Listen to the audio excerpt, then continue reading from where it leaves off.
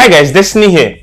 Now, 2 weeks ago at the WWDC conference, Apple announced a series of upgrades to their major platforms.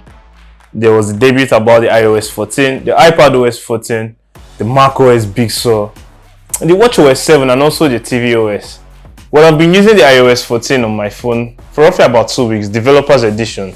I've studied it pretty much and I'm about to tell you some insights of what you should expect in fall when the full edition is let go to the public. Let me just grab my phone.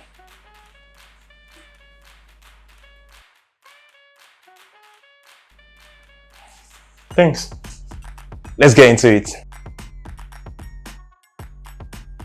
Welcome back guys. For those of us that are new here or haven't subscribed, kindly hit the subscribe button and also the like button, as this helps me get exposure and makes this video meet a whole lot of people that might really need it. So back to the video. I'm going to break down the new updates in the iOS 14 and make it very easy and understandable. Let's start with the picture-in-picture mode first. So picture-in-picture mode basically means you're not distracted while watching a video or a movie and you have other things you want to do in your phone. It works seamlessly and I've really enjoyed it. To me, this is one of the best features that has come in the Apple iOS 14. Though it is coming really late, but better late than never.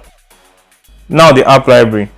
If you basically scroll to the end of your phone, you shall see like a gallery that Apple has already arranged or what they think will be most likely useful to you. At the top, it has the suggestions and the recently added. They basically house applications that you just downloaded recently. And the suggestions, Apple is using AI to basically detect what you might likely need next or what you might likely do next. It also groups it into social, productivity, entertainment, utilities.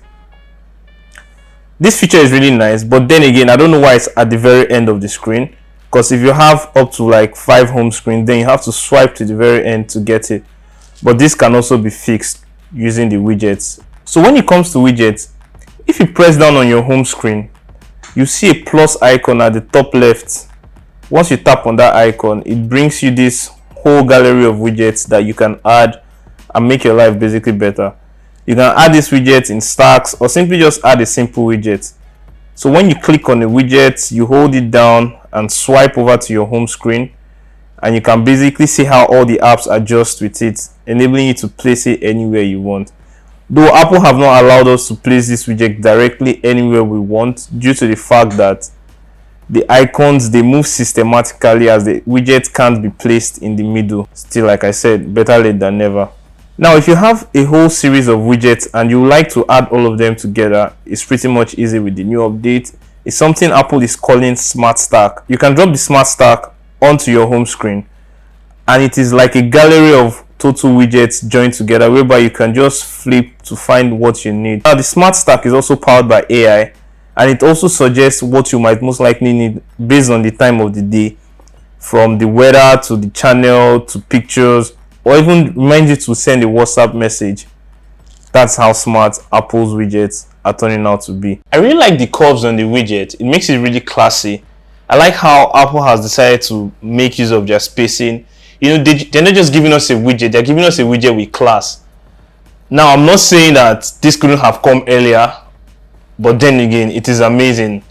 And I personally have become somewhat addicted to this widget, as it saves me time. Instead of scrolling and scrolling through my phone, the most things I do on the phone are basically put right on top there for me to see. Next, let's talk about Siri. Oh my god. Apple, well, I'll say kudos to you. They've been listening. Now, we all know normally when you press Siri, Siri takes over the whole screen, not enabling you to do anything at all.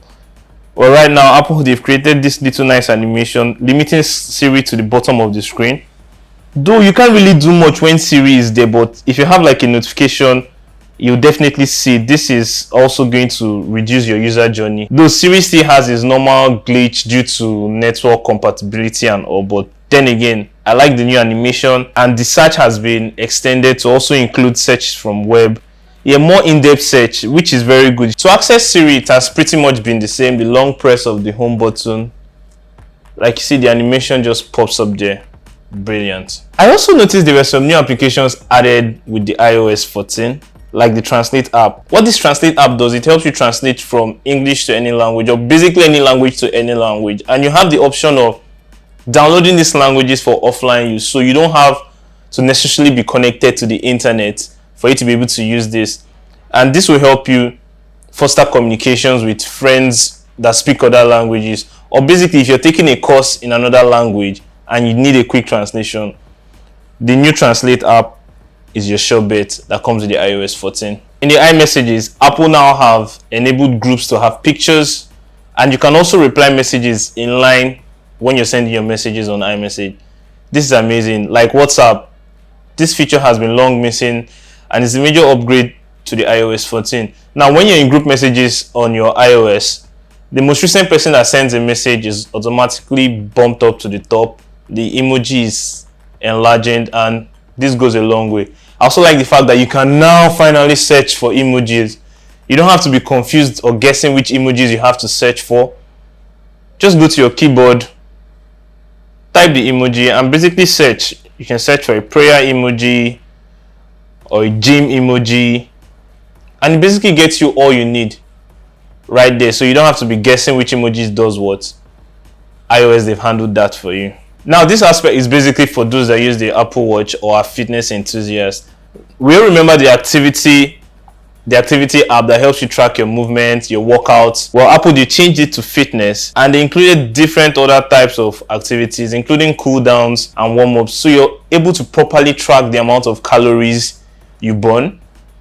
And then again, with the widgets, you can just drag your activity widget right to the top of your screen, just there, and you don't have to bother about checking your Apple Watch or going to the fitness application to check whatever you're checking. Now, we all know how hectic it is when having multiple amounts of apps, and basically our brain remembers just the first two pages or just the first page instead.